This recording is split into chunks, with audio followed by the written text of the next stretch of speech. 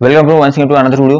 हा व्हिडिओ खूप महत्त्वाचा आहे, कारण की यामध्ये संच मान्यतेनुसार नवीन संच मान्यतेनुसार किंवा नवीन संच मान्यतेनुसार म्हणल्यापेक्षा आता सद्यस्थितीमध्ये जी संच मान्यता सुरू आहे, म्हणजे काहींनी अगोदर संच मान्यता केली असेल 27 फेब्रुवारी 2024 नंतर काहींनी केलेली असेल तर ती, आणि नंतर आता जी नवीन काही आस्थापना ज्या आहेत ज्या आता संच मान्यता करतील, तर संच मान्यतेनुसार एकूण जागेची आकडेवारी किती येणार आहे त्या संदर्भात आपण या व्हिडिओमध्ये माहिती बघणार आहोत। व्हिडिओ जो आहे खूप महत्त्वाचा आहे आणि ही आकडेवारी तुम्हाला माहित असणं खूप आवश्यक आहे की जागा एकूण नेमक्या आकडेवारी किती येणार आहे, कोणकोणत्या जिल्ह्यामधून जागा येऊ शकतात, कोणकोणत्या जिल्ह्यामधून नाही, कोणत्या जिल्ह्याची काय काय सिच्युएशन आहे सद्यस्थितीमध्ये ते, नंतर एकूण पदसंख्या जी आहे ती, जिल्हा परिषद महानगरपालिका नगरपालिकेच्या जागा किती येतील, खाजगीच्या किती येतील, आदिवासी विभागाचं काही आहे का, जागा येतील तर त्याच्या मागचं मेन कारण काय आहे आणि जागा न येण्यामागचं मेन कारण काय आहे, या सगळ्याबद्दल बोलणार आहोत आपण या व्हिडिओमध्ये। ठीक आहे, व्हिडिओ जो आहे खूप महत्त्वाचा व्हिडिओ आवडला तर व्हिडिओला लाईक करा, तुम्ही चॅनलवर नवीन असाल तर चॅनलला सबस्क्राईब करा।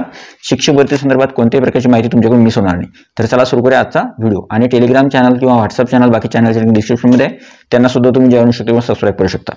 तर सगळ्यात पहिला महत्त्वाचा मुद्दा असा आहे की आता जे जिल्हे आहेत यामधून काही जिल्हे माझ्याकडून सुटू शकतात।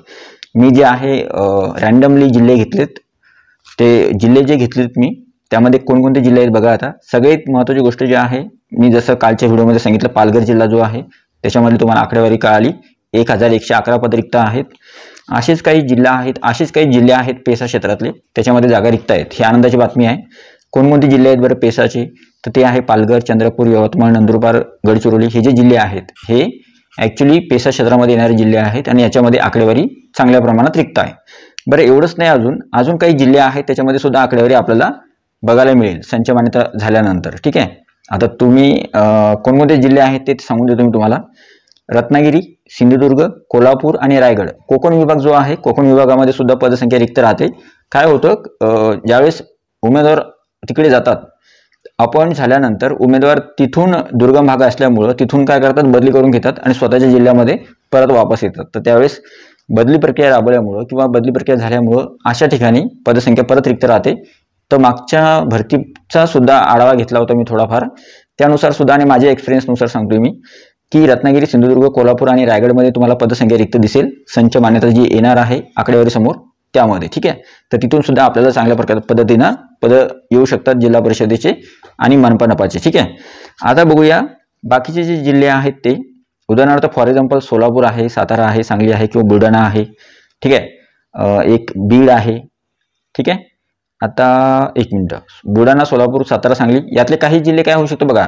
आता मी जे जिल्हे सांगणार आहे तुम्हाला, पुणे, अहमदनगर, अकोला, वाशिम, बीड, हिंगोली, परभणी, तर यातले असे काही जिल्हे आहेत त्याच्यामध्ये शिक्षक अतिरिक्त झालेले दिसतील तुम्हाला। म्हणजे थोडक्यात ज्या ठिकाणी पदसंख्या रिक्त पाहिजे तर तिथं शिक्षक अतिरिक्त होतील नवीन संच मान्यतेनुसार। मग तिथं काय होईल की 100 शिक्षक अतिरिक्त झाले तर त्या 100 शिक्षकांना दुसरीकडे स्थलांतर करून त्यांचं समायोजन अगोदर करावं लागेल आणि नंतरच मग ती आकडेवारी पूर्ण पवित्र पोर्टलवर येईल। ठीक आहे, तुम्हाला कळालं काय येतं, काही ना कळालं असेल। थोडक्यात सांगतो तुम्हाला, अरे समजा एखाद्या ठिकाणी 1000 पदसंख्या रिक्त आहे, मग इकडे जर समजा 200 शिल्लक झाले, हे 200 तिकडे जाणार आणि तिकडे ती पदसंख्या फिलअप करून घेतल्या जाणार। मग तिकडे पदसंख्या किती राहिली, 800 जर आली, ठीक आहे, तर ती 800 पदसंख्या पवित्र पोर्टलवर येणार। थोडक्यात कळलं? ठीक आहे, तर मग मी काय सांगितलं, काही पेसा क्षेत्रातले जे जिल्हे आहेत त्याच्यामध्ये पदसंख्या रिक्त आहे चांगली। काही जे जिल्हे आहेत कोकण विभागामधले त्यामध्ये सुद्धा पदसंख्या रिक्त आहे। काही जिल्हे जे आहेत जे मी आता नावाचा उल्लेख केला त्याच्यामध्ये काही जिल्ह्यांमध्ये शिक्षक अतिरिक्त होऊ शकतात नवीन संच मान्यतेनुसार, आणि काही ठिकाणी मात्र पदसंख्या कमी असू शकते। आता ते कोणकोणते आहेत बघा। मागच्या भरतीमध्ये बीड जिल्हा असा होता, बीड जिल्ह्यामध्ये पदसंख्याच नव्हती जिल्हा परिषदेची।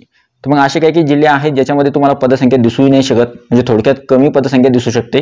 फॉर एक्झाम्पल हिंगोली, परभणी, वाशिम, अकोला याच्यामध्ये जे आहे पदसंख्या थोडीफार तुम्हाला दिसेल किंवा काही ठिकाणी शिक्षक अतिरिक्त झालेले तुम्हाला दिसतील। ठीक आहे, काही ठिकाणी 100 जागा, काही ठिकाणी 200 जागा, काही ठिकाणी 500, काही ठिकाणी 600 जागा निघतील।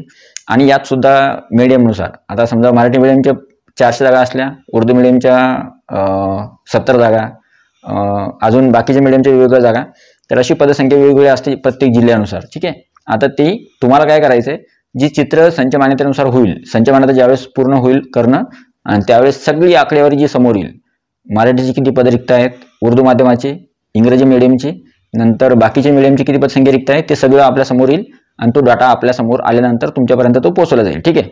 आता बघा की आपण जर एक्झॅक्ट आकडेवारी जर काढली तर किती येऊ शकते बरं पदसंख्या पवित्र पोर्टलवर संच मान्यतेनुसार 2024-25 नुसार. तर बघा जिल्हा परिषद किंवा झडपीच्या ज्या जागा आहेत त्या 5,000 ते 6,000च्या आसपास येऊ शकतात. मनपा जे आहे MNP मनपा जे आहेत मनपाची जागा येऊ शकतात 2,000 ते 2,500च्या आसपास. आणि नगर परिषद किंवा नगरपालिकेच्या जागा येऊ शकतात 1100 ते 1200च्या आसपास. म्हणजे थोडक्यात 8 ते 9,000च्या आसपास किंवा 7-8 हजाराच्या आसपास या जागा येऊ शकतात विदाऊट इंटरव्ह्यूच्या. ठीक आहे. आता आहे खाजगीची बारी. खाजगी आणि आदिवासी विभागाच्या जागा जर आल्या तर आदिवासी विभागाच्या जागा यायला पाहिजे. त्या जर आल्या तर त्या 1,000-1,200 जागा तर येतील समजा 1,600च्या आसपास. तर त्या जागा आणि खाजगीच्या 4-5 हजार किंवा 5-6 हजार जागा खाजगीच्या असतातच. तर जर आकडेवारी बघितली आपण एकूण आकडेवारी तर एकूण आकडेवारी होते 16,500 ते 17,000च्या आसपास. म्हणजे 16,500 ते 17,000च्या आसपास जागा यायला पाहिजे. पण माझं एक्सपेक्टेशन जे आहे मी रिअल बोलतो किंवा मला असं नाही आहे मला 30,000 पदांसाठी शिक्षक भरती जर झाली तर त्यात सगळ्यात जास्त आनंद मानणारा व्यक्ती मी असेल त्यावेळेस. पण माझ्या मते तुमच्यापर्यंत माहिती पोहोचणं माझं काम आहे. ठीक आहे. तर नवीन संच मान्यतेनुसार काय झालंय बघा. एक म्हणजे आपल्यासाठी प्लस पॉईंट काय आहे की उच्च न्यायालयाचा जो निर्णय आहे की पवित्र पोर्टल मार्फतच शिक्षक भरती व्हावी. मी 1, 2, 3 व्हिडिओमध्ये ही गोष्ट प्रामुख्याने उल्लेख केला याचा का कारण की बॅकडोर ज्या अपॉइंटमेंट होतात शिक्षकांच्या बॅकडोर पवित्र पोर्टलच्या बाहेर जाऊन भरती केल्या जाते तर ते आता बंद होईल. ठीक आहे. त्याच्यामुळे सगळ्या जागा कुठून भरल्या जाईल पवित्र पोर्टलवरून. आणि त्या जर जागा भरायच्या असतील पवित्र पोर्टलवरून तर जाहिरात देणं कंपल्सरी आहे त्यांना. त्याच्यामुळे त्या जागा पवित्र पोर्टलवर येतील. हा पहिला प्लस पॉईंट आहे जागा येण्यासाठी. जर जागा वाढल्या 16-17 हजाराच्या ऐवजी जर जागा 20,000 25,000 झाल्या किंवा 30,000 झाल्या तर याच्या मागचं प्रमुख कारण असेल फक्त उच्च न्यायालयाचा निर्णय जो आहे त्यानुसारच हे होईल. ठीक आहे. उच्च न्यायालयाचा निर्णय जो आहे त्याच्यामुळेच पवित्र पोर्टलद्वारे भरती प्रक्रिया होणार आहे. तर त्याच्यामुळेच फक्त जागा वाढतील ते एक मेन कारण आहे. आता जागा कमी कशामुळे होऊ शकतात बरं. जर जागा कमी आल्या समजा 10,000 किंवा 15,000 पदांसाठी किंवा 17,000 पदांसाठी भरती झाली तर त्यावेळेस कमी पदसंख्या कशामुळे आली ही तर त्याच्या मागचे कारण कोणते आहेत. एक कंत्राटी भरती प्रक्रिया जी आहे ती रद्द व्हायला पाहिजे. GR निघालेला आहे ती कंत्राटी भरती प्रक्रिया जी आहे ती पूर्णपणे बंद करायला पाहिजे. ठीक आहे.